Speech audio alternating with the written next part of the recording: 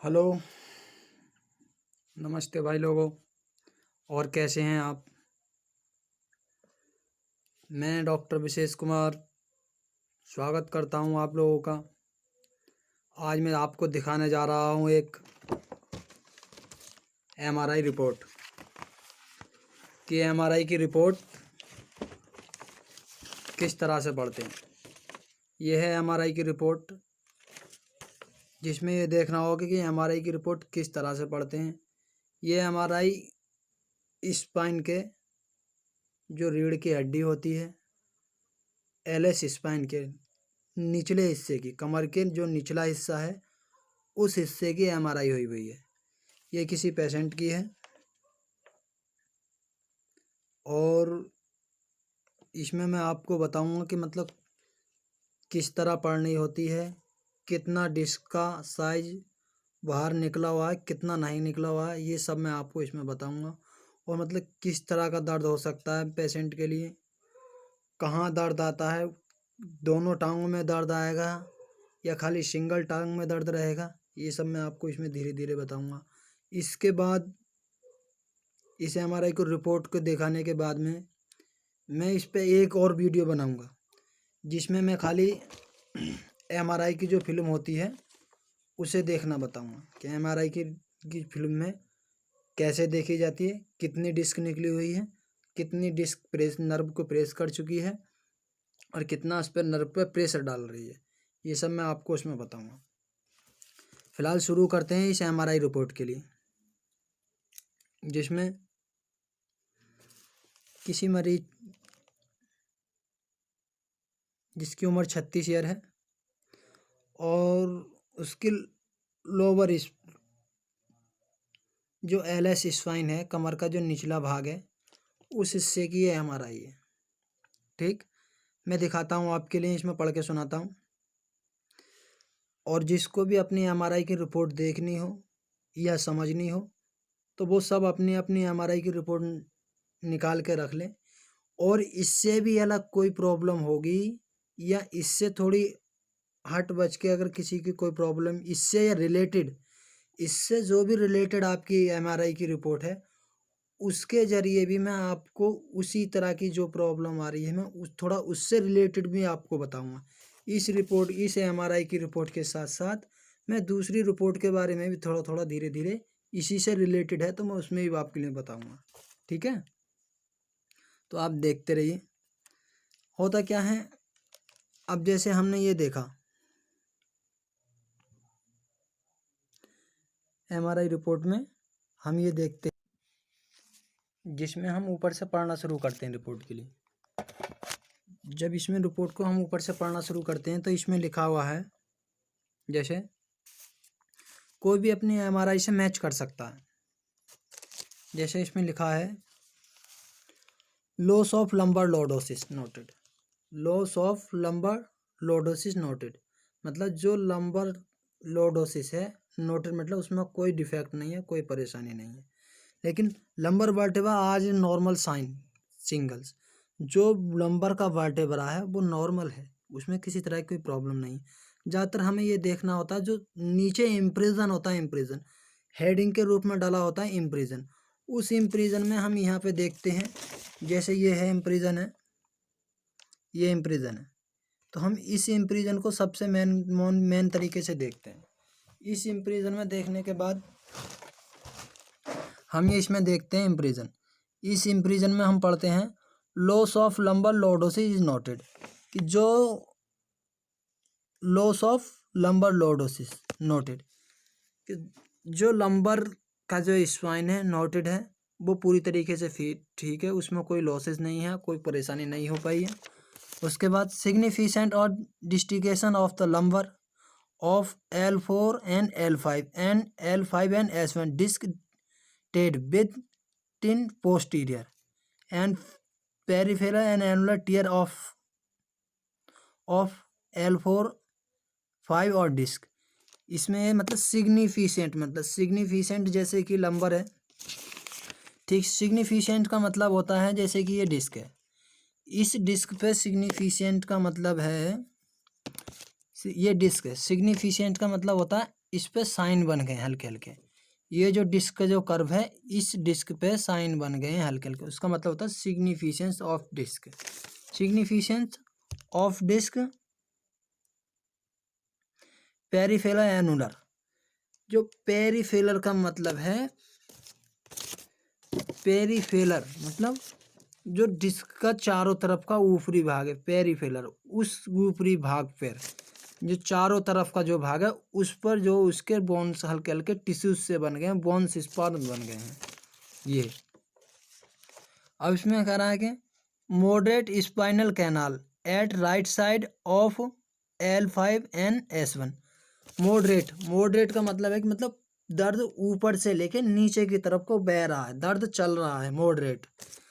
जैसे मॉडरेट का मतलब होता है अगर इस स्पाइन पे हमारे दर्द है तो दर्द ऊपर से लेके नीचे तक आएगा। मॉडरेट मतलब पेन जो सीवियर की तरह नीचे तक पेन चलेगा जिसके। और जैसे इसमें दिया मतलब राइट साइड, जैसे इसमें हमारे में दिया है right side, moderate of right side. अगर किसी का दिया होता मतलब राइट साइड की जगह लेफ्ट साइड, तो उस व्यक्ति के जो लेफ्ट टांग में दर्द आता, लेकिन इसमें राइट साइड दिया तो उस व्यक्ति के जिसके मॉडरेट ऑफ राइट साइड है तो उसमें राइट लेग में दर्द होगा, राइट टैंग में पेन होगा। और जिसका लेफ्ट लेग मॉडरेट है उसका लेफ्ट लेग में ही पेन होगा।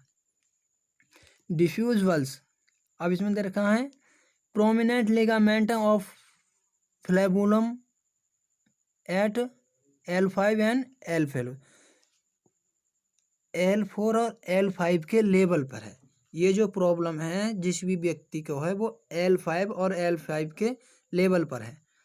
अब इसमें diffuse bulge of L4 L5। Diffuse का मतलब है जैसे ये हमारी डिस्क है, ये डिस्क हमारी इतनी बड़ी होती है, ये इतना बड़ा जो हमने जो घेरा बना रखा है ये डिस्क है, लेकिन ये जो बाहर जो आ गया है इसका मतलब है डिफ्यूज। डिफ्यूज का मतलब है मतलब ज़्यादा हिस्सा डिस्क का बाहर को निकल गया है, मतलब चारों तरफ हिस्सा जो उसका डिस्क का बाहर को निकल गया। डिफ्यूज बल मतलब काफ़ी हिस्से की जो बल्ज है, जो काफ़ी हिस्से की जो डिस्क है वो काफ़ी तरीके से बाहर निकल चुकी है, डिफ्यूज बल्स। और diffuse bulge of I indenting of the thecal sac, जिसमें लिखा हो indenting of the thecal sac, मतलब डिस्क इतनी बाहर निकल चुकी है, जो स्पाइन का जो फेरोमोन होता है, जो पीछे से जो नर्वें निकलती हैं, उस डिस्क बाहर निकलने के साथ साथ जहाँ से जो पीछे नर्व निकलती हैं स्पाइन से कमर की ओर को पीछे को नर्व निकलती हैं, उनसे जाके टकराने लगी है, उन पे खरोंच बनने लगी है। इतनी ज़्यादा बाहर निकल गई है कि उस पर टकराने लगी है, और ज़्यादा टकराने की वजह से वहाँ पे दर्द भी हो गया है। और उस हो सकता है वहाँ पर दर्द के साथ साथ मतलब हल्की हल्की सूजन भी हो। जिसके इस तरह की MRI में प्रॉब्लम होगी उसके इतना ज़्यादा दर्द होगा कि मतलब हो सकता है उसके वहाँ पे सूजन भी हो हल्का हल्का। और थीकल से causing mild compression of the bilateral neural foramina, मतलब कॉजिंग मतलब कर रही है, कॉजिंग मतलब वो जो डिस्क है दोनों न्यूरॉन या मतलब दोनों ही टांगों में को हल्का हल्का दर्द प्रेस कर रही है। राइट साइड में ज़्यादा कर रही है तो लेफ्ट साइड में कम कर रही है, लेकिन कर दोनों तरफ को रही है। जो डिस्क है वो दोनों ही नस के लिए दबा रही है, कंप्रेशन दबाव डाल रही है, और उस दबाव डालने की वजह से जो दोनों ही टांगों में प्रेशर डालने की वजह से उसमें दोनों ही टांगों में धीरे धीरे जो पेन मॉडरेट हो रहा है, दर्द हो रहा है। Diffuse bulge right paracentral broad base, मतलब डिफ्यूज बल्ज राइट पैरासेंट्रल मतलब राइट मतलब सीधे था, सीधे टांग की तरफ, राइट साइड की तरफ। पैरासेंट्रल, पैरासेंट्रल का मतलब होता है जैसे ये सेंटर है, इस डिस्क का ये सेंटर है।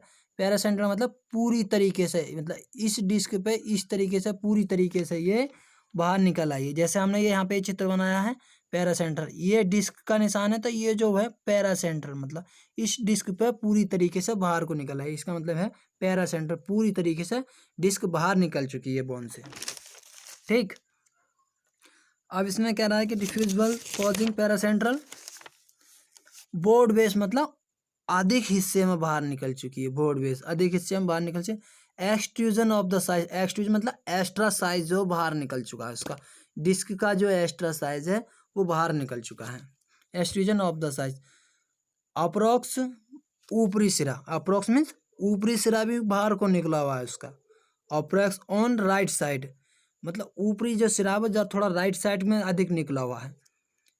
And causing mild comparison of the bilateral neural foramina. Causing मतलब इसी कारण, दोनों ही टांगों में, इसी कारण जो वो दोनों ही टांगों में जो दर्द को जो प्रेस कर रही है और कंपेरिजन कर रही है, उस पर जो प्रेशर डाल रही है, कंपेरिजन मतलब दबाव डाल रही है, उसी कारण जो दोनों की डिस्क में जो दर्द हो रहा है। ये इसका एमआरआई रिपोर्ट है। इसके जरिए आप किसी, अगर जैसे इसमें दिया हुआ है थीकल सेल, या जैसे हमने इसमें दिया हुआ है, ये चित्र बना हुआ है डिफ्यूज बल्ज का मतलब होता है ज़्यादा हिस्सा बाहर निकल जाना। अगर किसी डिस्क में दिया हुआ है थिक बल्ज मतलब थोड़ी डिस्क बाहर निकली हुई है, तो उसका मतलब हो गया कि थोड़ी डिस्क बाहर निकली हुई है, उससे प्रॉब्लम कम होगी, वो बहुत जल्दी ठीक हो सकता है। अब किसी में दिया हुआ है कि डिफ्यूज राइट साइड, तो उसकी राइट लेग में दर्द होगा, और diffuse of right and left या बाइलेटरल है तो दोनों ही टांगों में उसके धीरे धीरे दर्द होगा। अब जैसे दिया किसी की डिस्क में दिया हुआ है diffuse bulge of broad base मतलब अधिक हिस्सा उसका डिस्क का बाहर निकल चुका है, जो धीरे धीरे ठीक होगा और हो सकता है उसे काफ़ी टाइम लग जाए ठीक होने में। कंफ्रीजन ऑफ फोरलमोनोमिया, किसी में आता होता secondary canal, centre canal, centre canal या कॉन्सेक्टर कैनाल, तो ये सब एक ही होते हैं। सेकेंडरी कैनाल का मतलब होता है जैसे L4 है तो L5 है, तो L1 पे भी निकले हुआ है तो L सेकेंड है, तो L सेकेंड है तो सेकेंडरी कैनाल L सेकेंड पे भी निकला हुआ है।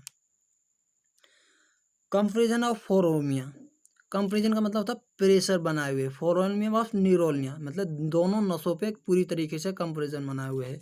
अच्छा दोस्तों, जैसा भी हो सका ये मेरी तरफ से आपके लिए दी गई जानकारी है, और इससे भी अलग कोई भी एमआरआई हो तो आप मेरे व्हाट्सअप नंबर पे 81 920 60 961 पर किसी भी तरह का एक्सरे, किसी भी तरह की एमआरआई का फ़ोटो खींच के आप मेरे पास भेज सकते हैं, सलाह मशवरा ले सकते हैं। इसके साथ साथ जैसे मैं एक्सरे एमआरआई की रिपोर्ट बनाता हूँ, उसके बाद में मैं रिपोर्ट देखने के बाद में उसी तरीके से उसका ट्रीटमेंट प्रेशर करता हूँ, और ट्रीटमेंट प्रेशर करने के बाद उसकी एक्सरसाइज भी मैं उसी तरह बताता हूँ। तो आप देखते रहिए मेरे यूट्यूब चैनल पे, हर जोड़ से संबंधित हर एक्सरे, हर एमआरआई को मैं पूरी तरीके से बताऊंगा, पूरी तरीके से कंप्लेन करूंगा। जो भी चीज़ है मैं आपको पूरी तरीके से डिटेल में बताऊंगा। डिटेल में बताने के साथ साथ आपको उसी तरह का ट्रीटमेंट बताऊंगा, उसी के साथ साथ x-ray, MRI, exercise, yoga, meditation सभी मैं आपको इस तरीके से पूरी तरीके से बताऊँगा। और बने रहिए आप मेरे यूट्यूब चैनल पे। मैंने मेहनत की है, देखो भाई लाइट में मेहनत कर रहा हूँ, पसीना बहा रहा हूँ, तो चैनल को सब्सक्राइब कीजिए, लाइक कीजिए और अच्छे अच्छे कमेंट दीजिए। बहुत बहुत धन्यवाद भाई साहब आप लोगों का, मेरे साथ सहयोग बना रहा है, ये बहुत ही अच्छी बात है। अच्छा भाई लोगों, नमस्कार दोस्तों।